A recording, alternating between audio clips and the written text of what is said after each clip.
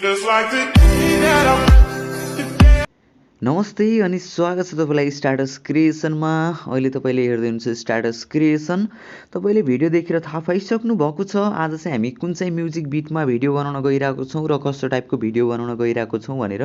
यदि तपाईँले पनि यस्तै टाइपको भिडियो बनाउन चाहनुहुन्छ भने सबभन्दा सुरुमा आफ्नो मोबाइलमा भएको क्यापकट एप्लिकेसनमा जानु होला। क्यापकट एप्लिकेसनलाई ओपन गरिसकेपछि सबभन्दा सुरुमा तपाईँले न्यू प्रोजेक्टमा जानुपर्ने हुन्छ। न्यू प्रोजेक्टमा जानु होला, त्यसपछि फोटोमा जानु होला। फोटोमा गइसकेपछि तपाईसँग चाहिँ दुई दुईवटा इमेज गरेर 8वटा इमेज हुनुपर्छ है। दुई दुईवटा भन्नाले एउटा चाहिँ हामीले एडिट नगरेको र एउटा चाहिँ एडिट गरेको इमेज हुनुपर्ने छ है। त्यसको लागि चाहिँ हामीले सबैभन्दा सुरुमा सिलेक्ट गर्नेछौँ इमेजलाई सिलेक्ट गर्नको लागि मैले चाहिँ यसमा इमेज अथवा इफेक्टहरू युज नगरेको इमेजलाई ल्याउने छु है। त्यो इमेजलाई सिलेक्ट गर्नको लागि तपाईँले पनि यसरी सिलेक्ट गर्नुपर्ने हुन्छ। जस्तै मैले एउटा एडिट नगरेको र एउटा एडिट गरेको ल्याउने छु है।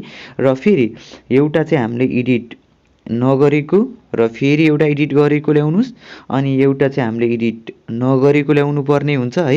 यस्तै गरेर 8वटा राख्नुपर्ने हुन्छ। एउटा एडिट नगरेको, एउटा फेरि एडिट गरेको, एउटा चाहिँ तपाईँले एडिट नगरेको र एउटा एडिट गरेको इमेज ल्याउनु पर्ने हुन्छ है।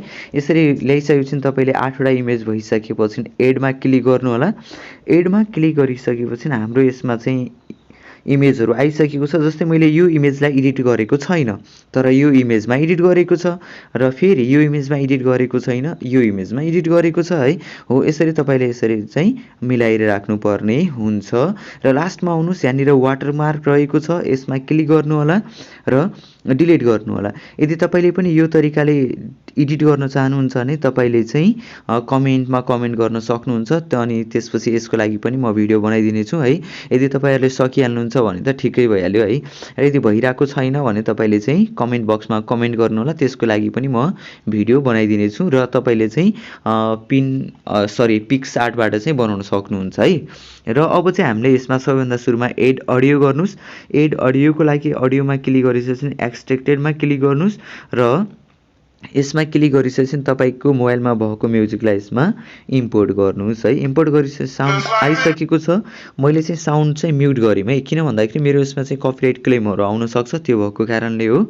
र यदि तपाईँले यो म्युजिक बिटलाई डाउनलोड गर्न चाहनुहुन्छ भने तपाईँले डिस्क्रिप्सनमा दिएको लिङ्कबाट पनि डाउनलोड गर्न सक्नुहुन्छ। यदि डाउनलोडमा कुनै पनि प्रब्लम आइरहेको छ भने तपाईँले डिस्क्रिप्सनमा फेसबुकको लिङ्क, टेलिग्रामको लिङ्क पनि भेट्न सक्नुहुन्छ, त्यसबाट पनि डाउनलोड गर्न सक्नुहुन्छ। या डाउनलोड भएन भने फेसबुकमा मेसेज छोड्नु होला, म तपाईँले त्यसमा म्युजिक सेन्ड गरिदिनेछु है।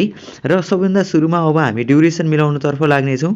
ड्युरेसन चाहिँ 4वटै इमेजको डिफ्रेन्ट छैन, एउटै ड्युरेसन छ है। यसको लागि चाहिँ तपाईँले यसलाई सबभन्दा सुरुमा 0.9 राख्नु होला र सेकेन्ड इमेज पनि 0.9 राख्नुपर्ने हुन्छ। प्रायः तपाईँले सबै इमेजलाई चाहिँ 0.9 मै राख्नुपर्ने हुन्छ है। यसरी 0.9 राख्नु होला सबै इमेजलाई चाहिँ। मेरो यसमा चाहिँ 0.9 राखिरहेको छु मैले आफ्नो यसमा चाहिँ, तपाईँले पनि राख्न सक्नुहुन्छ 0.9 र यसलाई सेट गर्नुहोस्। यदि तपाईँ हाम्रो च्यानलमा नयाँ हुनुहुन्छ भने हाम्रो च्यानललाई पनि सब्सक्राइब गर्न चाहिँ नबिर्सिनु होला। र यदि हाम्रो भिडियोहरू मनपर्छ भने भिडियोलाई लाइक, कमेन्ट, सेयर गर्न पनि नबिर्सिनु होला है। र यदि फेसबुकमा जोडिन चाहनुहुन्छ भने तपाईँले फेसबुक मार्फत पनि मेसेजहरू छोड्न सक्नुहुन्छ अथवा फेसबुकमा पनि जोइन हुन सक्नुहुन्छ है। ल यति मिलाइसकेपछि हाम्रो यसमा चाहिँ यसरी इफेक्टहरू आउनेछ है। इफेक्ट आइसकेपछि यदि तपाईँले यो सेकेन्ड इमेजलाई अझै एडिट गर्न चाहनुहुन्छ या कलर राख्न चाहनुहुन्छ भने इमेजमा क्लिक गर्नु होला। तपाईँले यसमा चाहिँ डाइरेक्टली एडिट गर्न सक्नुहुन्छ क्यापकटबाट पनि। हामीले एडजस्टमा जानु होला। एडजस्टमेन्टमा गइसकेपछि तपाईँले यहाँनिर यो सेचुरेसन भयो, एक्सपोजर भयो, यिनीहरू चाहिँ हामीले घटाउन बढाउन सकिन्छ है। यसरी तपाईँले प्रत्येक यदि कलर पनि चेन्ज गर्न चाहनुहुन्छ भने तपाईँले यासियाल लेखेको छ, यसमा क्लिक गरेर पनि तपाईँले चेन्ज गर्न सक्नुहुन्छ कलरहरू के कस्तो राख्ने भनेर है। जुन तरिकाले हामीले लाइट रुममा एडिट गर्नुहुन्छ नि हो त्यो तरिकाले तपाईँले यसमा पनि एडिट गर्न पाउनुहुन्छ है। जस्तै यसमा क्लिक गर्नुहोस् अनि फेरि तपाईँले यहाँनिर एडजस्टमा क्लिक गर्नुहोस्। एडजस्टमा गएर कुनै पनि कलरहरू राख्न चाहनुहुन्छ भने कलर राख्नुलाई, यदि सेचुरेसन बढाउन चाहनुहुन्छ भने सेचुरेसन पनि बढाउन सकिन्छ है। यसरी बढाइराख्नुलाई कलर नै चेन्ज गर्ने भए तपाईँले कुन कलर चेन्ज गर्ने त्यो कलरमा क्लिक गर्दै चेन्ज गर्दै राख्न सक्नुहुन्छ है। अब यस्तो टाइपको कलर राख्नुहुने हो भने यस्तो टाइपको कलर पनि राख्न सक्नुहुन्छ। यदि पिङ्क टाइपको भने चाहिँ कलर मिक्स गर्न चाहिँ सक्नुहुन्छ है।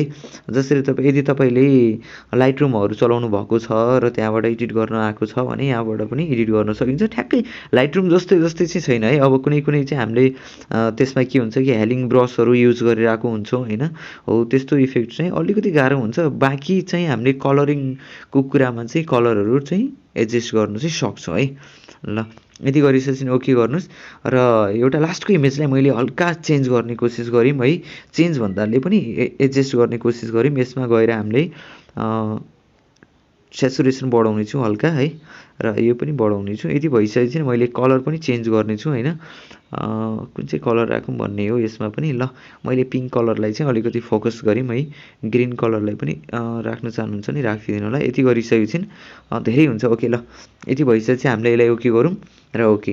र यदि तपाईँहरूले यो इमेजमा कुनै पनि इफेक्टहरू राख्न चाहनुहुन्छ, जस्तै तपाईँले मेटर इफेक्टहरू राख्नुहुन्थ्यो, त्यस्तो इफेक्ट राख्न चाहनुहुन्छ भने मेटर इफेक्टहरू पनि युज गर्न सक्नुहुन्छ। यदि होइन मेटर इफेक्ट हामी चाहिँ युज गर्दैनौँ त्यत्तिकै नै यसलाई सेभ गर्छौँ भने चाहिँ सेभ गर्न चाहिँ सक्नुहुन्छ है।